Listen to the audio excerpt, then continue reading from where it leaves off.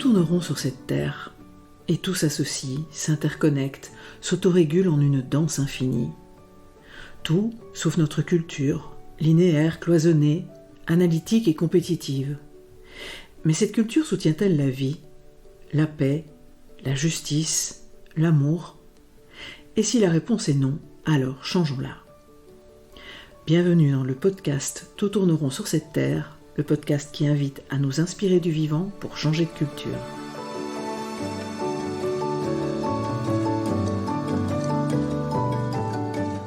Je suis Marine Simon, grande amoureuse du vivant et facilitatrice en intelligence collective et gouvernance participative. Je suis aussi l'auteur de l'ouvrage collectif Tout tourne rond sur cette terre, nous sommes les seuls à l'ignorer. Mon postulat y est que l'ensemble des crises que nous vivons actuellement est dû à notre représentation du monde, aux croyances qui sous-tendent notre culture et aux actions qui en découlent. Au cours de la première saison de ce podcast, nous avons exploré avec des chercheurs et chercheuses du vivant ce qui en fait les principes. Adossée à ces partages, la seconde saison a pour thème « Bâtir une société humaine qui soutienne la vie ». Ce podcast s'adresse à notre tête, mais aussi à nos sens et surtout à nos cœurs. Le montage et l'habillage sonore sont l'œuvre délicate de ma complice Caroline Irigoyen, elle-même auteure du podcast Fréquence collective.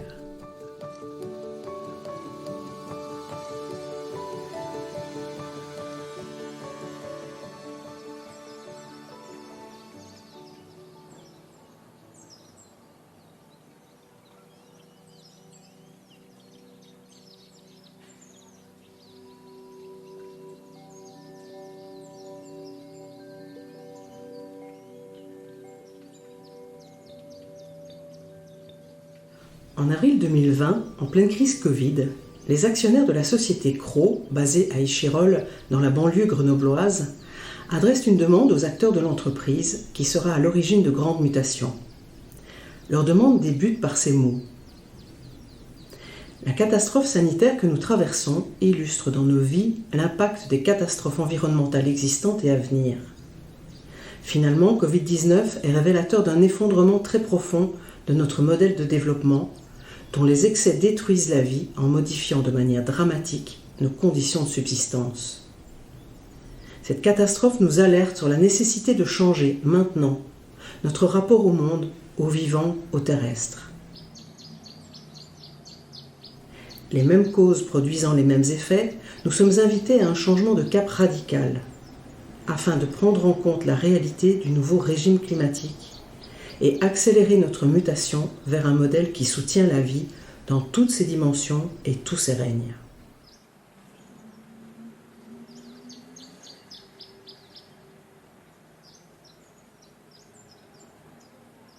Face à la perte de repères extérieurs que nous allons immanquablement connaître, il conviendra de nous interroger chacun en profondeur sur ce qui est essentiel pour nos vies et pour la pérennité de l'entreprise.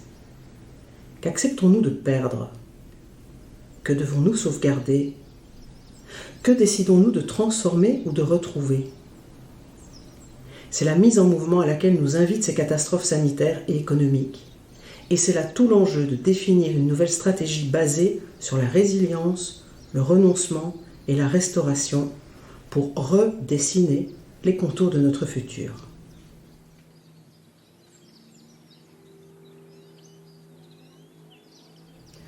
Comme dans tout passage, il s'agit de traverser un espace de chaos, parfois flou, qui porte la promesse d'un avenir meilleur.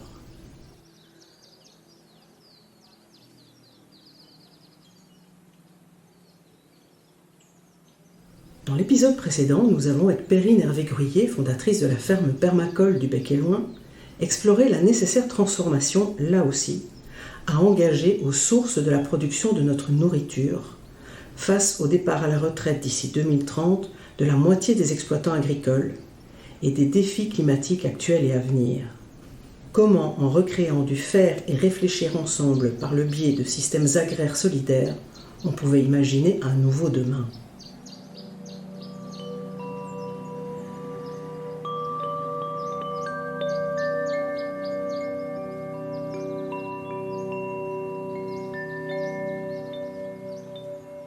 C'est accompagné de quelques virus de saison que j'ai la joie et l'émotion de retrouver autour de ce micro aujourd'hui un collaborateur et une collaboratrice de l'entreprise Cro. Une collaboratrice et un collaborateur qui, dans le chaudron de cette entreprise familiale, toujours en recherche de plus de sens et de cohérence, devenue société à mission en 2021, en sont devenus actionnaires. J'ai de l'émotion à les accueillir aussi car j'ai eu l'immense plaisir d'accompagner entre 2012 et 2016 les premiers pas de leur mutation grâce aux pratiques d'intelligence collective qui infusent progressivement l'ensemble de l'entreprise.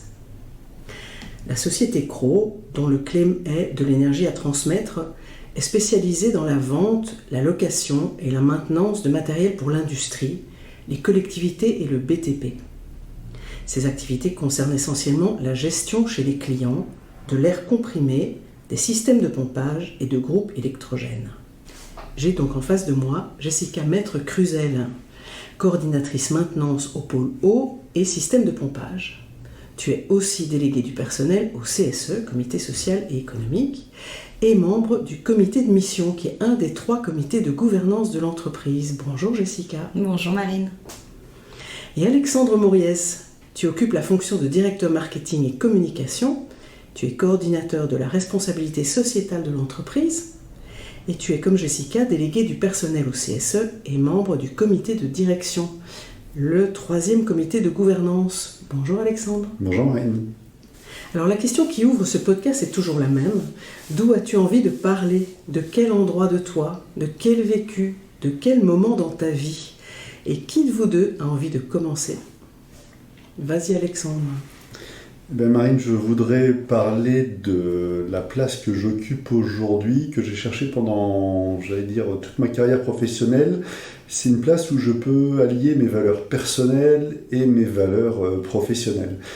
Et c'est important pour moi d'avoir justement au sein de Cro réussi ce challenge c'est une réussite que je souhaite à beaucoup, voilà, d'où je parle aujourd'hui. Et est-ce que tu peux en dire un tout petit peu plus sur ce qui font tes valeurs, sur ce que sont tes valeurs? Oui, tout à fait. En fait, quand j'ai découvert la société Cro, j'ai été, surpris d'abord et après épaté par la confiance qui transpirait dans le management de la société, une confiance qui permettait à chacun de tenter des expériences, d'avoir droit à l'erreur et de permettre à toutes et tous de se réaliser. Moi, j'ai été aussi séduit par l'engagement que j'ai pu voir dans les collaborateurs et dans le fait que chacune pouvait justement entreprendre dans sa fonction avec à la fois de l'audace, tester des nouvelles choses, mais aussi l'humilité de cette boîte qui fait pourtant des choses que je qualifie moi d'extraordinaires.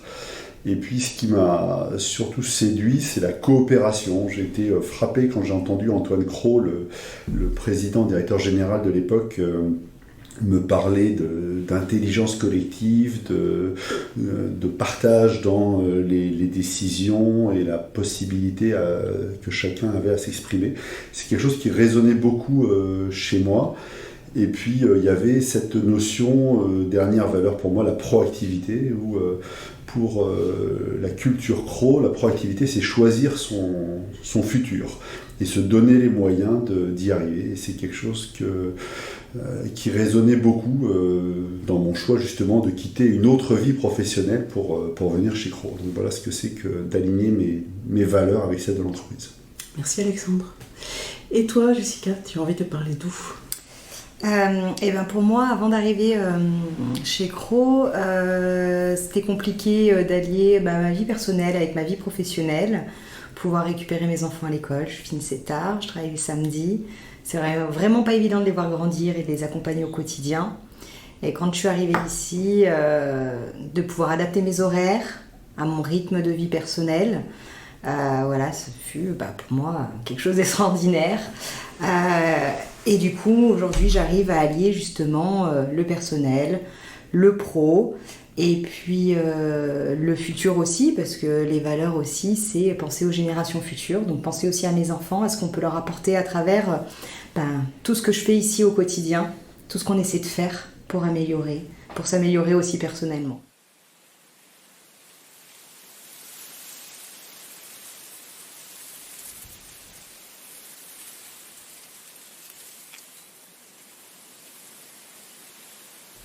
Alors peut-être pour parvenir à emmener un peu nos auditrices et nos auditeurs dans les couloirs de cette entreprise, pas comme les autres, peut-être quelques mots à propos de son histoire.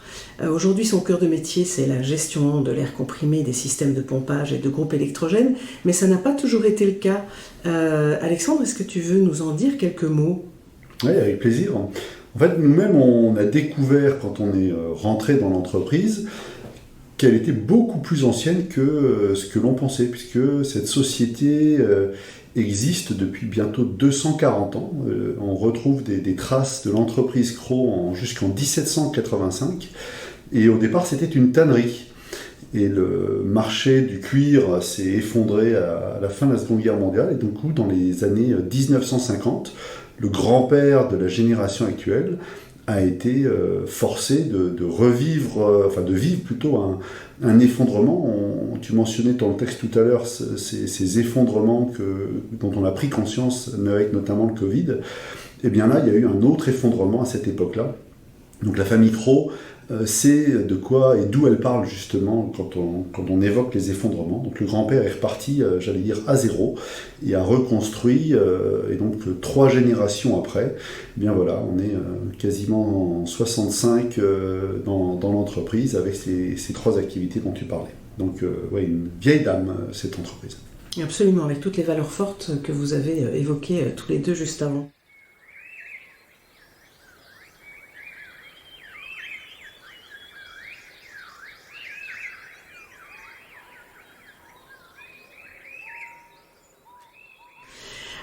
En ce qui me concerne, moi, quand je rencontre l'entreprise fin 2012, à l'époque c'est Antoine Cros, son DG, qui me contacte parce qu'il souhaite développer une manière d'intégrer toutes les forces vives, toutes les intelligences qui existent dans l'organisation, dans la mutation et le pilotage de l'organisation. En fait, il rêve d'un management participatif et il cherche comment y arriver, en fait. Et du coup, j'ai pu effectivement vivre à l'époque toute la modification, tout le chamboulement de management de cette organisation familiale qui était effectivement basée sur toutes ces valeurs dont tu as parlé, la confiance, l'engagement, etc., et qui avait été gérée plutôt dans un management vertical avec un papa qui avait un management en soleil, voilà. Et Antoine qui souhaite ouvrir ça et faire en sorte que toutes ces intelligences qui sont là puissent participer. Alors, je pense qu'il y a eu, voilà, ça a été une première bascule. Chez Cros, on n'arrête pas de basculer tout le temps. Mais voilà, est-ce que vous avez envie de rebondir, ou de partager des choses par rapport à ces bascules, ce qui était facile, difficile, Jessica? C'est vrai qu'effectivement, au tout début, c'était une entreprise très patriarcale. Et là, on s'est ouvert vers quelque chose de très collaboratif, qui est en constante, l'entreprise est en constante évolution. Je le vois rien qu'à mon poste, moi quand je suis arrivée il y a 5 ans, l'assistante était une assistante, elle faisait de la facturation, elle faisait des demandes de bons de commande uniquement. Et en peu de temps, là, en 5 ans, je suis passée coordinatrice, à pouvoir gérer la planification des techniciens, à pouvoir faire du chiffrage toute seule, à planifier. Voilà, il y a plein d'autres choses, avoir du contact avec le client. Et ça, c'est génial et ça a évolué très très vite. Et on voit vraiment que chacun a sa place, chacun a ses responsabilités, chacun est où il se sent bien.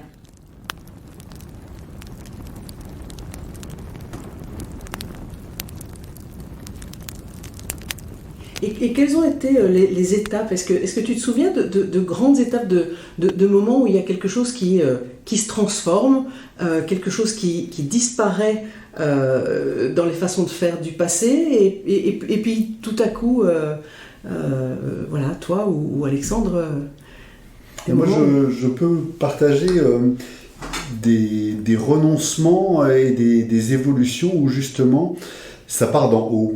Et ce qui m'a marqué quand j'ai découvert l'entreprise, c'est que j'ai écouté Antoine Cros, dont tu parlais tout à l'heure, qui était donc président-directeur général, et qui disait « Le premier frein dans cette entreprise, c'est moi, le chef d'entreprise. Et tant que je ne suis pas capable de transformer en moi quelque chose, eh bien, comment puis-je attendre de mes collaborateurs que quelque chose se transforme en eux ou avec eux? Et pour moi, ça, c'est typiquement des moments où, quand les choses sont conscientisées comme ça et qu'elles sont ensuite traduites dans l'entreprise avec la recherche de qui est à la juste place. Tu évoquais l'accompagnement que tu as fait de cette gouvernance, puisque c'est une fratrie qui est actionnaire majoritaire de l'entreprise et qui, au fur et à mesure de ces dernières années, a évolué. Donc Antoine, qui était président-directeur général, a intégré son plus jeune frère en tant que directeur opérationnel. Puis maintenant, Antoine est président et c'est son frère qui est directeur général. Sa petite sœur est devenue présidente de notre fonds de dotation. Donc il y a comme ça cette évolution où chacun, comme disait Jessica, va trouver sa place. Et c'est pareil, ça infuse dans l'entreprise. Donc il y a eu au départ 2 directeurs d'activité technique pour l'un, commercial pour l'autre. Et au fur et à mesure, on a pu intégrer une équipe de direction beaucoup plus large, féminiser l'entreprise. Et je pense que ce serait intéressant qu'on revienne là-dessus tout à l'heure. Donc voilà. Cette évolution-là, elle passe par des renoncements personnels, mais aussi l'acceptation que les talents existent par ailleurs et que chacun a à trouver sa juste place.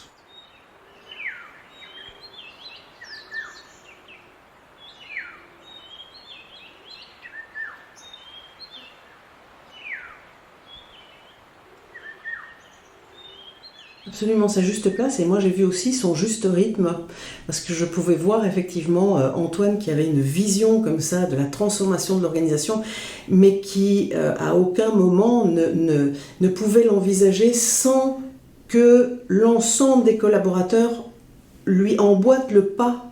Et donc je voyais que ça lui faisait vivre pas mal de tensions en termes de rythme, mais aussi des tensions sur la tension et le questionnement profond qu'il avait, parce que en plus de toutes les valeurs que que vous avez partagées, il y avait le fait que lui était épris de nature et qu'il arrivait avec ça et avec à quel point il avait à cœur de la protéger, alors que finalement l'activité de l'entreprise impactait cette nature. Et donc je l'ai vu tout le temps dans ces tiraillements entre le rythme de la transformation dont il aurait rêvé et le rythme qui était OK pour le vivant de l'entreprise, à quel rythme ça pouvait avoir lieu, et puis les naissances, les émergences de choses qui arrivaient, qu'il n'attendait pas, voilà, et de voir comment il pouvait, lui mais tous ensemble, comment vous pouviez tous ensemble transformer le modèle pour le rendre moins impactant. Voilà, tout à fait. Et alors c'est intéressant parce que tu évoquais le vivant, l'arbre est vraiment le symbole dans notre manière de concevoir justement notre culture, avec l'aspect racinaire qui vient du coup chercher dans ces nombreuses décennies et même siècles d'expérience. Mais à travers l'arbre, il y a également cette pensée qu'il y a le rythme des saisons, il y a le rythme personnel, la conscience que les choses ne poussent pas en quelques jours ou quelques mois. Et je pense que c'est parce qu'on a une culture comme ça qui a cette vision sur le temps long, 240 ans d'expérience cumulée dans la famille, aide à relativiser et à comprendre qu'on ne peut pas faire advenir les choses à un rythme différent de leur nature profonde. Et effectivement, cette proximité de la nature, cette compréhension subtile de ces rythmes-là est vraiment au cœur du projet entrepreneurial de Cros.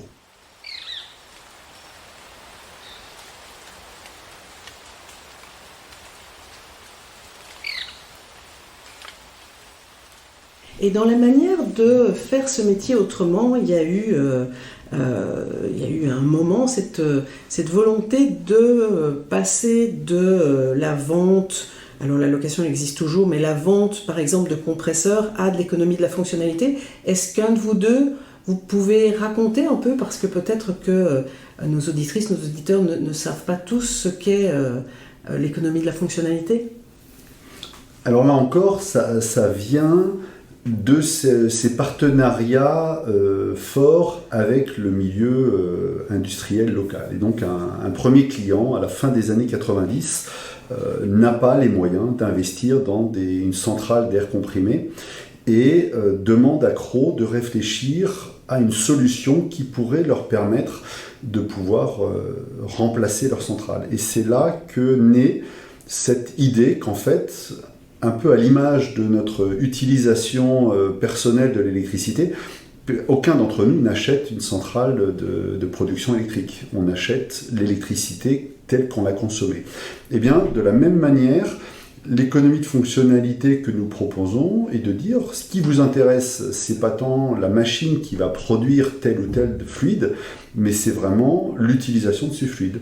Donc, Craux va mettre à disposition ses propres matériels sur le site du client afin de produire un air comprimé avec certains paramètres et ratios énergétiques, un volume d'eau avec telle et telle condition. Donc cette économie de fonctionnalité, elle vient dans ce souci de pouvoir mettre à disposition du client le fluide qui est demandé, mais de réfléchir avec notre expertise à la meilleure manière de gérer le matériel, d'allonger sa durée de vie, de choisir le remplacement de ses pièces, fort de notre compréhension du domaine d'activité précis dans lequel on intervient.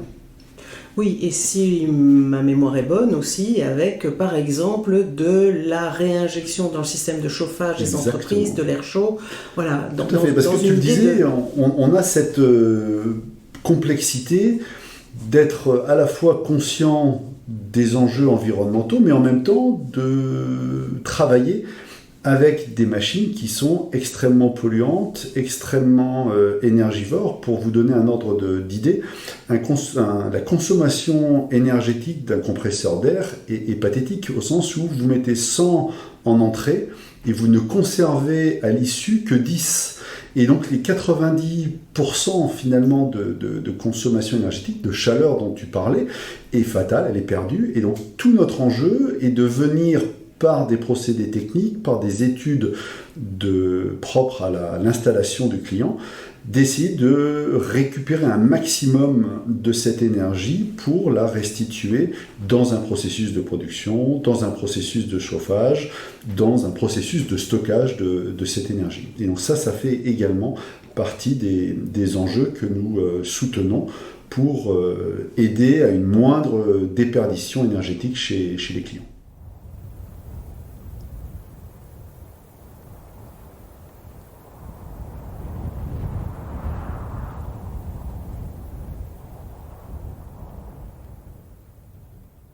Alors parmi les autres pas de côté de l'entreprise, il y a aussi toute la féminisation des collaboratrices, puisque à l'époque quand je les rencontre, je pense qu'il n'y a qu'une seule femme technicienne, il y a trois femmes au bureau, il y a des assistantes, mais aujourd'hui on les a décomptées tout à l'heure et on s'est dit que voilà, la population féminine avait vachement bougé ici. Jessica, est-ce que tu veux en parler ?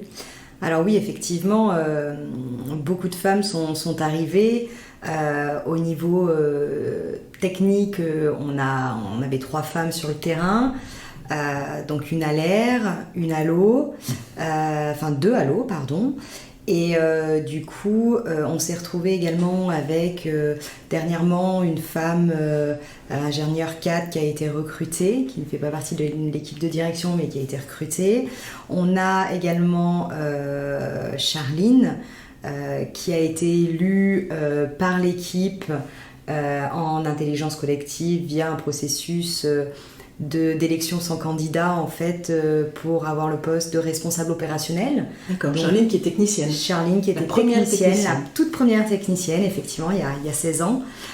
Du coup, ça n'a pas été validé par l'équipe de direction qui a dit ce sera telle et telle personne. C'est vraiment l'équipe donc qui a un gros changement, qui a choisi d'élire son propre responsable opérationnel. Donc une femme, la première qui se trouve en tant que responsable opérationnel qui gère une équipe. On a également Floriane qui était assistante et moi-même également. On est passé donc coordinatrice. Donc tout ce qui est planification, on a récupéré des tâches complémentaires. À l'époque c'est vrai uniquement les hommes, hein. On serait beaucoup d'hommes là-dedans et c'est vrai que la femme n'arrivait pas à accéder à ces postes-là et là ça s'ouvre, des femmes qui sont rentrées en tant qu'actionnaires également, énormément de femmes, donc un regard nouveau, un regard féminin.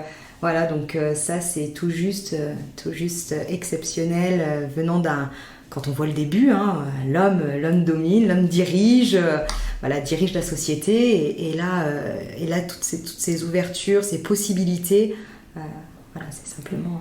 Absolument, et puis dans ce milieu industriel très très très technique, précédemment on était effectivement plutôt en présence d'un public extrêmement masculin. Et 2 directrices quand même, membres du comité de direction. Donc là encore, les femmes ont les manettes et ont des responsabilités décisionnelles et stratégiques.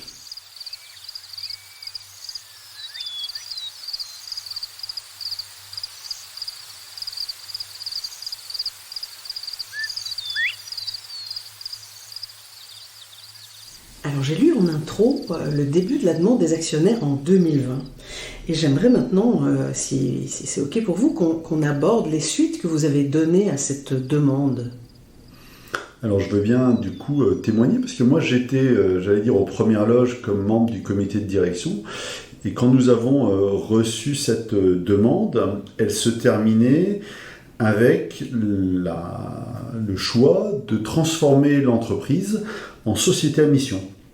Donc on ne savait pas du tout ce qu'était une société à mission, et donc je me permets de vous expliquer rapidement en quoi ça consiste. C'est en fait un nouveau statut juridique qui existe dans la loi française depuis mai 2019 et qui permet aux entrepreneurs qui considèrent que les engagements sociétaux et environnementaux dans lesquels ils souhaitent investir leur entreprise, que ces engagements sont tellement importants qu'ils doivent être écrits noir sur blanc dans les statuts juridiques.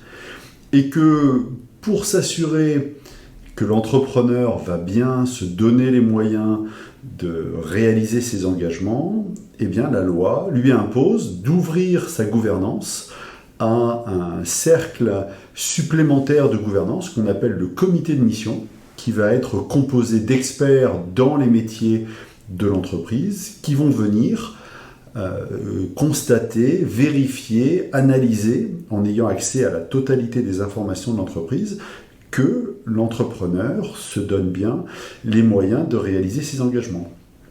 Et par ailleurs, la loi française demande à un auditeur externe, qu'on appelle un organisme tiers indépendant, qui lui n'a pas forcément la connaissance spécifique des métiers de l'entreprise, mais qui a la connaissance de la loi, cet organisme tiers indépendant va vérifier également la cohérence et l'engagement de l'entrepreneur dans sa réalisation. Donc finalement, on a un double vérification. C'est pour ça que être entrepreneur d'une société à mission, c'est extrêmement exigeant.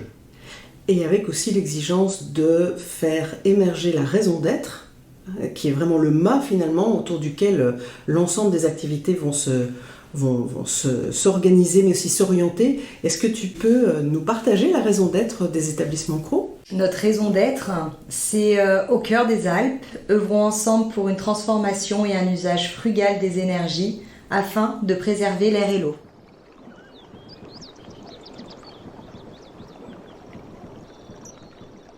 Bien, donc ça c'est entreprise à mission. Et donc comment ça s'est passé, comment ça s'est déroulé ici, comment ça s'est mis en place, comment a été accueillie l'idée, voilà.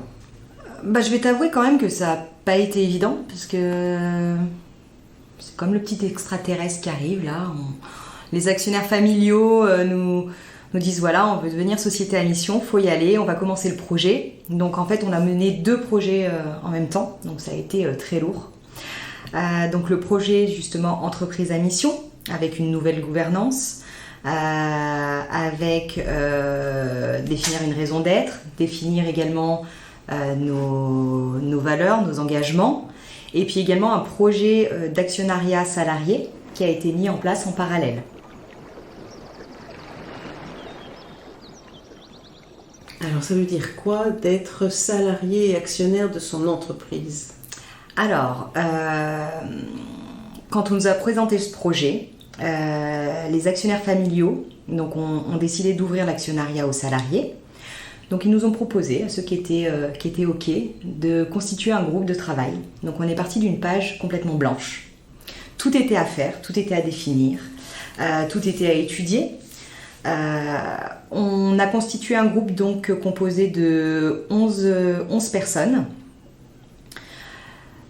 On a cherché déjà comment mettre en place l'actionnariat, les critères d'entrée, les critères de sortie. On a étudié des textes juridiques, très très lourds.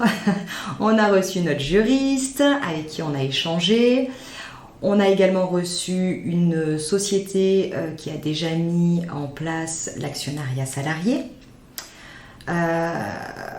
Ce qui était clair du côté point de vue actionnaires familiaux, c'est que eux ont reçu en donation, donc à titre gratuit, leurs actions, et que pour eux il était important de rester dans la même lignée, donc de transmettre des actions à titre gratuit.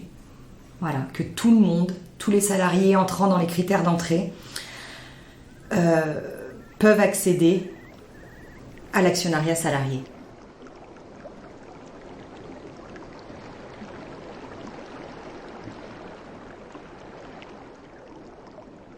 Voilà, que tout le monde puisse être sur un pied d'égalité. Donc ça, c'était très important. On a travaillé pendant de nombreux mois avec des réunions tous les 15 jours à peu près. Et donc on a défini tous nos critères, les critères d'entrée, de sortie. À la fin de ça, le groupe de travail a présenté à tous les salariés ce projet qui a émergé. Donc tout le monde a eu la même information au même moment. Les salariés pouvant prétendre à l'actionnariat ont pu participer à des petits ateliers en petits groupes, poser les questions, s'interroger, parce qu'effectivement il y a énormément de choses, beaucoup de points juridiques qui ne sont pas forcément évidents à comprendre. Donc on a fait des petits groupes, on a fait des petits ateliers. Les salariés, les actionnaires familiaux étaient là. Des personnes également qui ont travaillé au sein du projet étaient là aussi pour assurer, pour répondre aux questions. Et puis se décide qui a envie de s'engager, quoi, qui a envie d'y aller, qui a envie d'être actionnaire. Et peut-être avant que tu n'ailles plus loin et que tu nous dises qui et combien, qu'est-ce qui était l'intention des actionnaires dans cette ouverture de l'actionnariat des salariés, et aussi peut-être qu'est-ce qui faisait qu'un salarié était éligible ou non? En fait, l'intention de la famille, c'est vraiment de s'inscrire dans le temps long.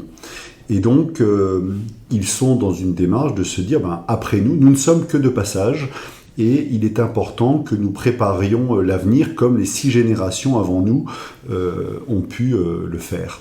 Et à ce titre-là, l'une des possibilités est que les collaborateurs puissent être une solution plus tard de reprise de la société.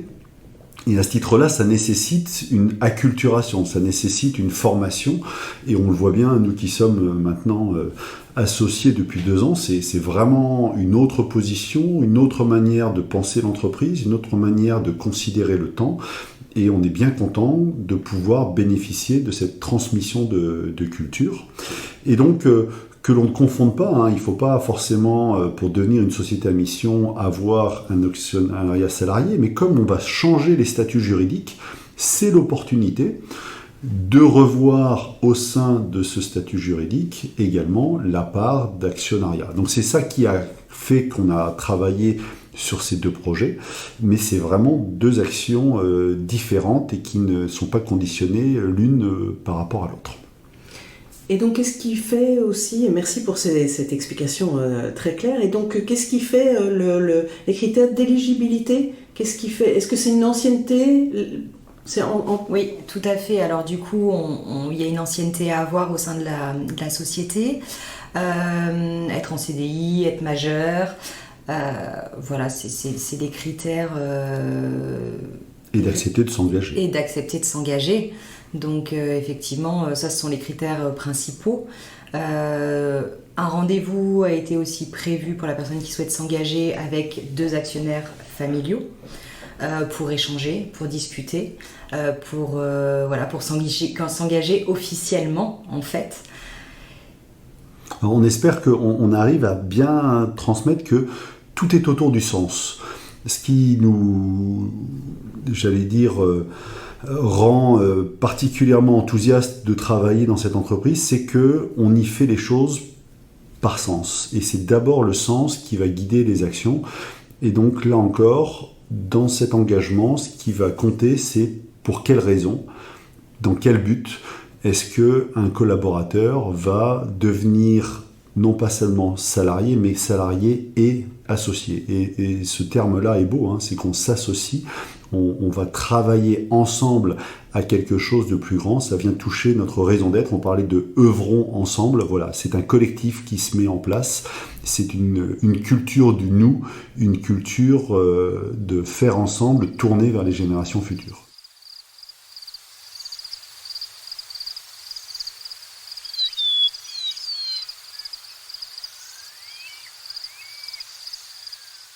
Alors, d'après ce que vous m'avez raconté dans la préparation de ce podcast, vous êtes 18 collaborateurs à vous être associés aujourd'hui.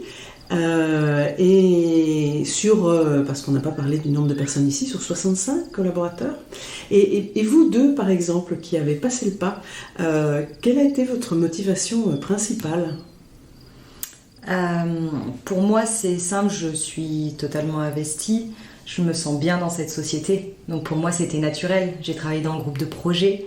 Je l'ai vu grandir, je l'ai vu mûrir, je l'ai vu arriver à maturité, se dire ça y est, c'est le moment, on y va, quoi, on peut être actionnaire.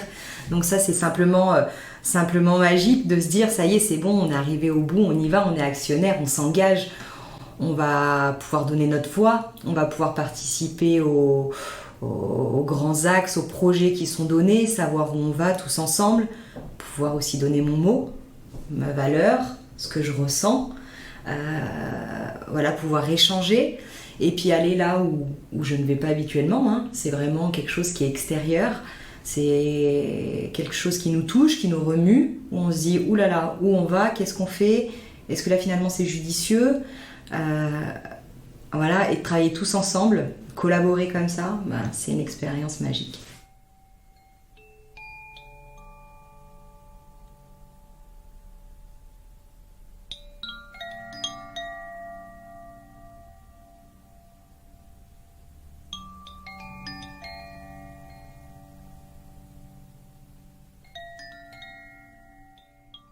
Pour ce qui me concerne, moi j'ai été touché par nos enfants. Dans le projet qu'évoquait Jessica, nous avons proposé à des enfants de collaborateurs de passer une demi-journée de travail avec nous pour réfléchir justement au monde de demain. Et alors, c'était amusant parce que à la fois le fils de Jessica, ma fille, ont travaillé ensemble. Et ce que je retiens de cette demi-journée, c'est qu'ils nous ont regardé droit dans les yeux, ils nous ont dit « Mais le monde que vous nous préparez n'est pas celui qu'on veut, réagissez ». Et pour moi, c'était vraiment une injonction à justement prendre ma part, m'engager pas simplement dans mon travail du quotidien, mais vraiment de me projeter à quel va être, à travers la société, le monde que l'on prépare pour eux demain. Et donc cet engagement sur le temps long, en tant qu'actionnaire, est une des voies que j'ai choisies pour réagir, comme me l'a demandé ma fille et le fils de Jessica. Merci pour ce beau témoignage. Et alors du coup, 24 associés, puisque c'est 18 plus les associés familiaux, ça fait beaucoup. Donc vous avez mis en place quelque chose qui permette que ce soit vivant et pas figé, pas difficile à réunir. Est-ce que tu veux en parler ? Bien sûr. Donc du coup, au niveau de la société à mission et de l'actionnariat salarié, on a différents cercles de gouvernance. Donc il faut savoir qu'on a des cercles qui sont juridiques, voilà, on est obligé de les avoir. On a un comité d'orientation qui est composé donc de 3 associés familiaux et de 3 associés collaborateurs, qui ont été également élus avec une élection sans candidat. Voilà. Pour celles peut-être et ceux qui ne connaissent pas ça, donc c'est vraiment une élection où on définit les critères de la place à pourvoir, et puis c'est chacun qui dit pour qui il vote, et qui le dit non pas à bulletin secret, mais à bulletin ouvert, faisant un lien entre mais je choisis telle personne, et voilà pourquoi je choisis telle personne par rapport aux critères. Et en fait, c'est un processus d'intelligence collective qui est extrêmement nourrissant pour chacun, qui permet à chacun, même si on n'est pas choisi, pas élu, de savoir, de comprendre quelles sont nos forces et comment elles sont perçues dans le groupe. Donc du coup, ces 3 associés collaborateurs qui font partie de ce comité d'orientation donc, ont été élus par l'Assemblée des associés. On a également un autre cercle de gouvernance qui est le comité de direction, donc, qui est composé des directeurs de pôle et services et du directeur général, Jérôme Cros. On a également un autre cercle de gouvernance qui est le comité de mission. Tout à l'heure, Alexandre en a parlé un petit peu. Donc, qui est composé de 8 regards extérieurs. Donc, on a sélectionné des personnes extérieures à l'entreprise. Donc, il va y avoir un regard sur la thématique de l'air, une personne qui va être plus thématique eau, une autre personne sur la transformation des énergies, une personne sur le low-tech, un regard également sur la thématique RSE, un regard sur la thématique relations humaines et puis la frugalité. On a également une personne qui est là avec nous qui a un regard sur l'animation du comité. Et puis on a une personne salariée chez Cros qui fait partie du fonds de dotation, qui est Alexis Bretel. Et puis également moi-même qui représente donc le CSE, qui suis membre du CSE. Voilà, donc ça fait 10 personnes qui représentent ce comité sur lesquels on va venir contrôler la mission, contrôler si tout est OK, si ce que les cercles de gouvernance appliquent correspond bien à la mission qu'on s'est donnée. On a également donc un organisme tiers indépendant qui va venir donc contrôler cette mission et qui peut à tout moment nous dire là la mission ça va pas du tout. Voilà. Et puis on a ce gros cercle des assemblées, des associés, qui est donc le président c'est Antoine Cros, et puis donc on a les associés familiaux et puis les associés collaborateurs.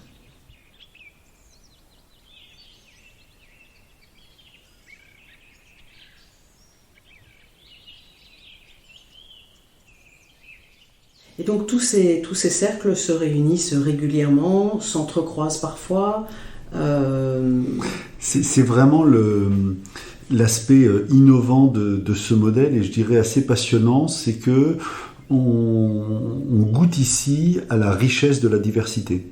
Vous l'avez entendu, dans ces 3 cercles de gouvernance que nous avons choisis, donc celui qui nous est imposé par la loi, c'est le comité de mission. Les 2 autres sont des choix propres à l'entreprise Cros.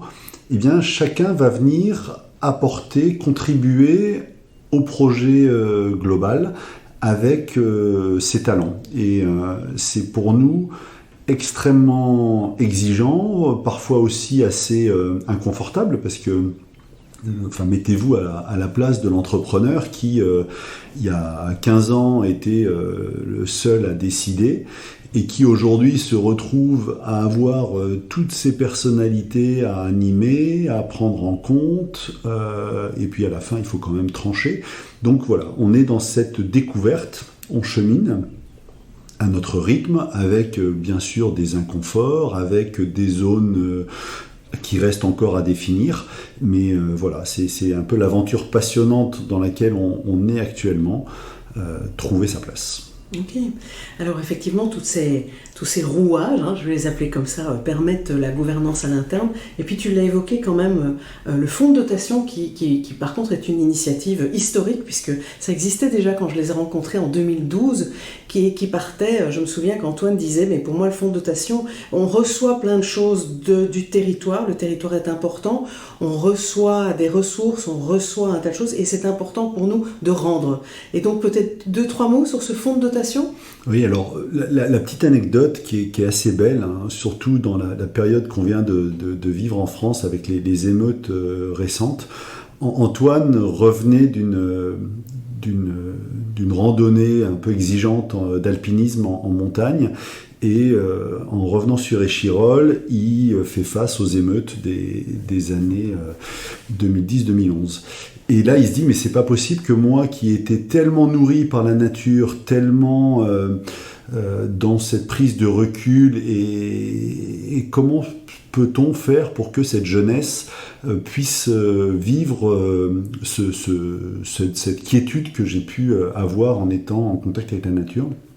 Et c'est là où est née l'idée que le fonds de dotation, qui est donc un organe juridique indépendant de CRO, géré par des collaborateurs et des actionnaires, va venir investir dans des associations locales. Et en l'occurrence, au départ, c'était pour justement aider à l'insertion des jeunes, aider à la santé donc on a travaillé typiquement avec le CHU de Grenoble, et aider aussi à l'environnement avec des associations locales comme Cultivons nos toits par exemple.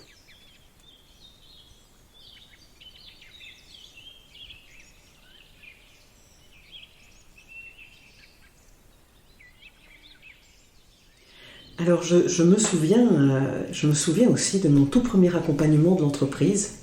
C'était à l'occasion de ces 60 ans qui ont été l'occasion de passer 2 jours tous ensemble et toutes ensemble à la montagne pour fêter cet anniversaire, mais aussi annoncer la bascule souhaitée par Antoine et vivre une première expérience en intelligence collective. Donc on est là en 2013, il y a 10 ans. Et pour faire sentir, au sens propre du terme, à tous ceux et toutes celles qui étaient réunis là, donc tous les collaborateurs, les éléments qui étaient au cœur du métier de l'entreprise, Antoine nous a fait boire très lentement un verre d'eau. Il nous a amené à sentir couler dans notre gorge. Il nous a invités à sentir l'air à travers notre souffle et à sentir l'énergie entre nos 2 mains devant notre ventre. Et moi, j'étais hallucinée. C'était la première fois que je voyais un dirigeant oser ouvrir, comme ça, avec autant de naturel, les portes entre différents registres qui sont non seulement généralement séparés dans notre culture, mais principalement séparés, on tient bien ça à l'écart dans le milieu professionnel.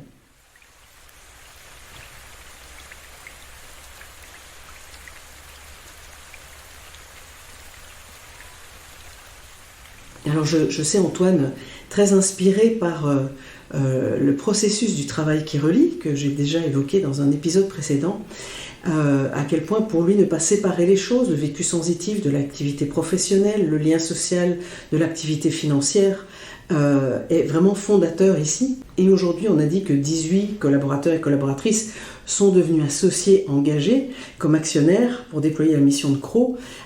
Jessica, est-ce que tu peux nous raconter comment se passe le processus d'entrée en actionnariat ? Donc oui, bien sûr. Donc le processus d'entrée en actionnariat des salariés, on se retrouve en pleine nature. On commence par une marche silencieuse.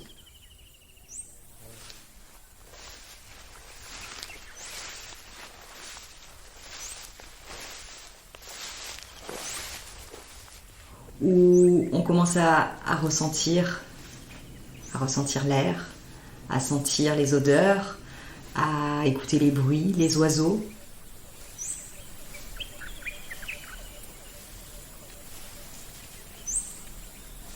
Et on est comme ça en marche silencieuse, à ressentir tout ce qui nous entoure. Et on s'installe, en général, au milieu de la forêt. On se met tous en rond. Et là, on allume le feu des enfants. Peut-être Alexandre, tu peux peut-être nous expliquer ce qu'est le feu des enfants. Oui, en fait, Antoine rappelle pendant qu'on est en train de constituer ce cercle que les tribus amérindiennes avaient l'habitude, lorsqu'elles palabraient et prenaient des décisions importantes, de faire le feu pour la 7e génération, pour symboliser la présence de la 7e génération, en disant ce qui va se décider ici va avoir des conséquences sur la 7e génération, et donc on les représente ici pour avoir bien conscience que notre décision va les impacter.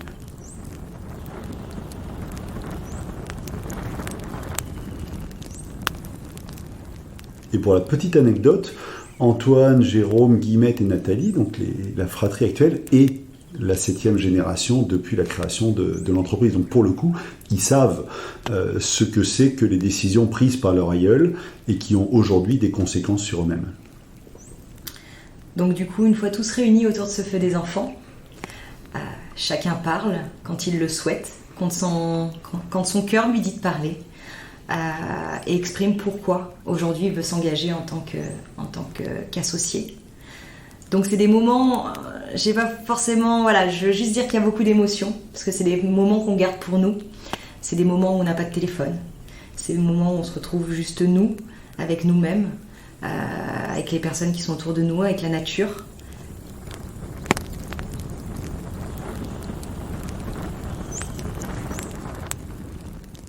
Tout ce qui se dit là-bas, ça reste autour du feu, ça reste entre nous, il y a beaucoup d'émotions, il y a des pleurs des fois, il y a des sourires. Voilà, donc il y a beaucoup d'émotions, et c'est quelque chose qui lie le groupe, et je pense qui crée énormément de liens.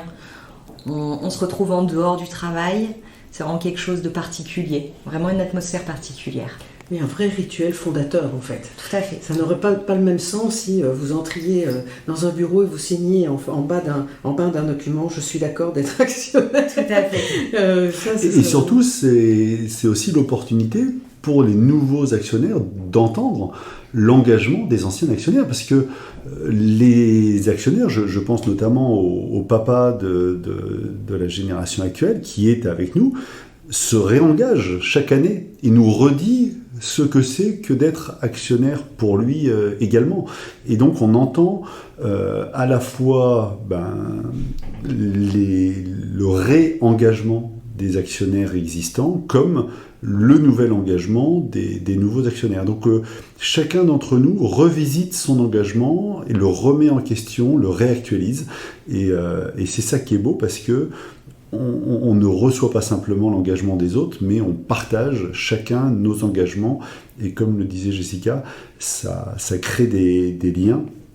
Et surtout, on est dans une vraie égrégore. Tout le monde sait pourquoi il est là et pourquoi chacun d'entre nous est là. Et de quoi on est gardien tous ensemble, en fait, toutes les énergies présentes. Bon, mais donc effectivement, cette entreprise n'est vraiment pas comme les autres. Et du coup, pour cheminer vers la fin de cet épisode, vous m'avez aussi confié, lors de la préparation de cet enregistrement, que vous poursuivez la recherche, l'exploration aussi via des ateliers inspirés du travail de Bruno Latour, qui est donc philosophe des sciences et dont je parle très souvent. Et donc vous pratiquez des ateliers ici entre collaborateurs et avec la fille de Bruno Latour. Alexandre, est-ce que tu peux nous en dire quelques mots ? Oui, c'est vraiment un parcours d'innovation plus qu'entrepreneurial, c'est quasi sociétal. Chloé Latour et Jean-Pierre Sévos, avec d'autres membres de leur équipe, nous ont proposé de poursuivre ce travail de questionnement de où est-ce qu'on allait finalement créer ce monde d'après, et nous amener à enquêter, à venir poser une question qui nous tient profondément à cœur, que ce soit personnellement ou dans l'entreprise, et de venir justement identifier quels sont nos potentiels alliés, quels sont au contraire les obstacles auxquels il faut qu'on se prépare, comment est-ce que l'on peut venir exprimer une demande à l'un comme à l'autre, comment est-ce qu'on peut également utiliser ce qu'on pourrait appeler des cercles politiques, c'est-à-dire le fait que si moi je fais passer ma demande par toi Marine, eh bien tu vas pouvoir ensuite influer et faire évoluer cette demande en la transmettant à Jessica, et on est ainsi dans une sorte de cartographie qui va nous amener à mieux prendre conscience des interdépendances, des liens que l'on a les uns avec les autres, à identifier justement lorsqu'on partage ces questionnements, eh bien que l'on n'est parfois pas tout seul, et ce qui est fondamental dans la société actuelle. On a plutôt tendance à se replier sur soi ou à croire qu'on est tout seul dans notre bateau. Là, pas du tout, au contraire, on identifie justement de nouveaux alliés, on s'aperçoit que quelqu'un qui était considéré comme un obstacle était par malentendu cet obstacle-là, mais que finalement on partageait ces mêmes aspirations, et du coup on peut mieux avancer ensemble et prendre conscience de l'environnement, des liens que l'on a, et non pas des nœuds que l'on pouvait présupposer au départ entre nous. Donc voilà, c'est une expérimentation qui est toute nouvelle. Ils n'avaient jamais mis ça en place au sein d'une entreprise. On est encore en cours de ce processus, mais c'est assez passionnant, là encore, de faire de l'innovation et de voir combien le message dont je parlais tout à l'heure, je suis le premier frein dans l'entreprise, et tant que quelque chose ne change pas en moi, eh bien ça ne peut pas changer à l'extérieur. Et bien voilà, on prend conscience individuellement que là encore, c'est d'abord ce travail personnel qui va nous permettre collectivement de changer les choses.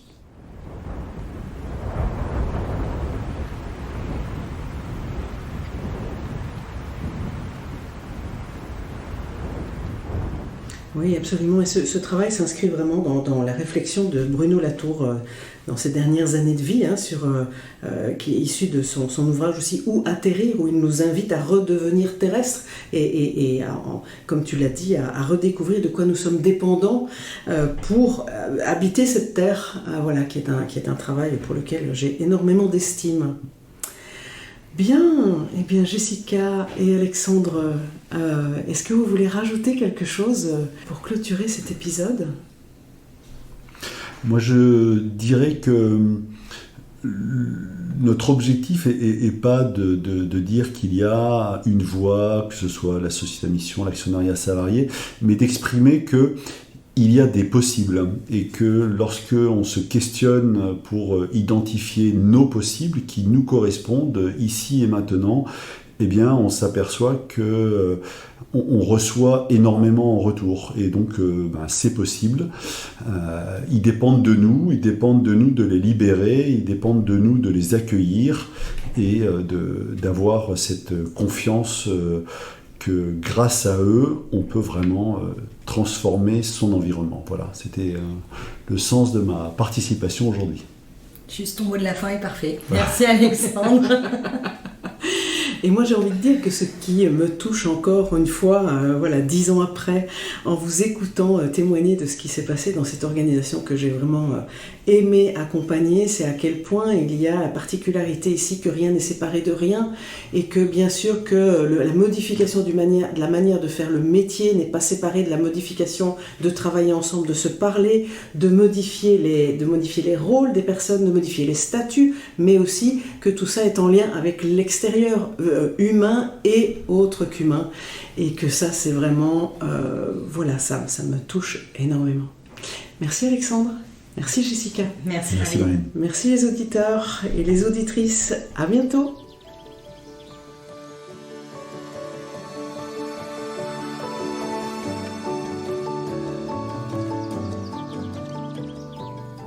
Si détricoter les fils de notre culture et commencer à tisser une trame culturelle qui soutienne la vie dans tous les domaines de nos existences vous inspire, sachez que je propose également des ateliers tout tourneront sur cette terre. Des ateliers de 3 jours en France et en Belgique. Vous en trouverez les informations dans le texte de présentation sous cet épisode. Au plaisir de tisser avec vous. Je remercie la fondation belge Key Green pour le soutien financier dont bénéficie ce projet. La mission de la Fondation, créée en hommage à sa fondatrice Arlette de Tombeur, est de contribuer à la transition écologique et de soutenir des projets encourageant de nouvelles pratiques respectueuses des hommes et de l'environnement.